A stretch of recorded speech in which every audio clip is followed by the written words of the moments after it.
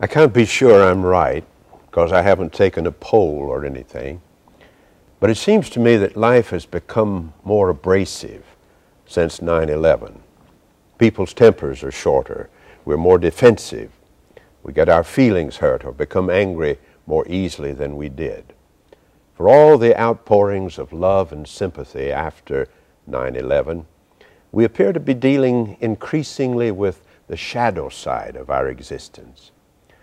I heard a UN official from India say that this has been his observation too.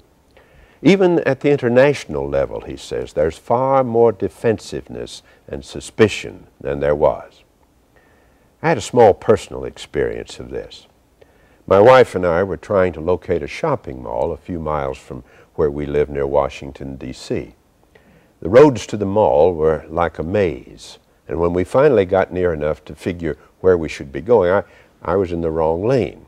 There wasn't anyone behind me, so I stopped and rolled down my window and signaled to the nearest driver waiting for the light to change that I needed to get in his lane.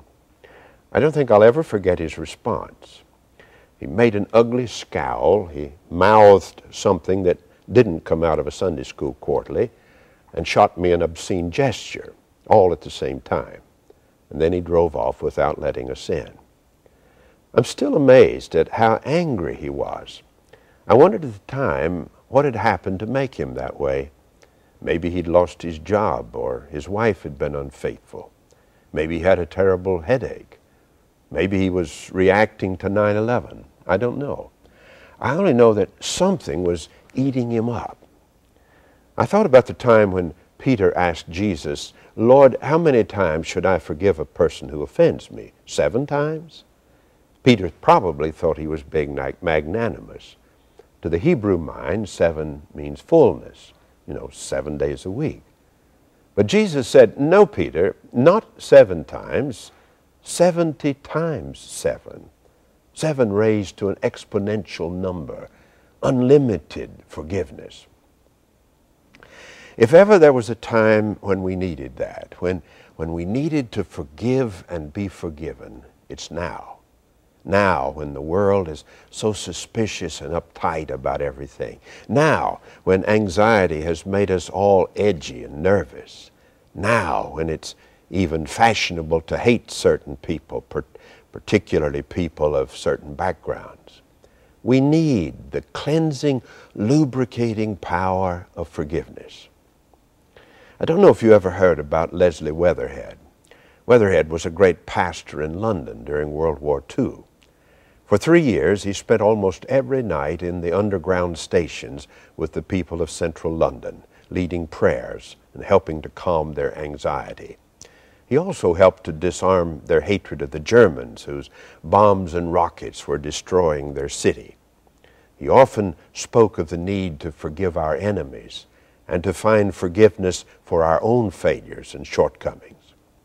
Weatherhead liked to describe God's work of forgiveness in terms of the old sludge boats that once carried off sewage from the city of London.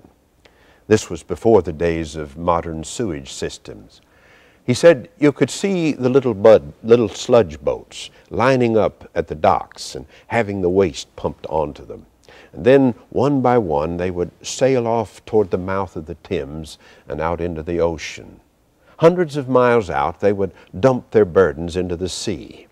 And there, within minutes, the sea would work its magic, churning that filth over and over until the water was pure and clean again. Life in London would have been unthinkable without those sludge boats. The city would have been unbearable, and the same would be true for a world like ours, a world of terror and hatred and suspicion. If it weren't for God's love and forgiveness, the sludge boats of the Spirit carrying away the anger and the guilt and the hostility and making life habitable again. It would, wouldn't it? Weatherhead was right. We couldn't live very long without love and forgiveness. We need them in order to be ourselves, in order to be deeply human. Our world needs them. That fellow who got so angry with me at the shopping mall needs them. I don't know how religious you are or how much you've thought about this, but if we don't live with a spirit of forgiveness today, forgiving not 7 times, but 70 times 7, there isn't a lot of hope for us. There isn't a lot of hope for the human race. We will choke on our own hateful, unforgiving spirits. We will destroy ourselves. Let me tell you about a man I met out west. He was a minister. I was speaking at a minister's conference. I'd been talking about forgiveness, and he came up to me afterward and said he wanted to share a story with me. It was about his daughter and a man named Jeff. His daughter was underage, and when she ran away with Jeff, he and his wife notified the police, but the police couldn't find them. A year and a half later, she came back home, sick and tired and broken in spirit.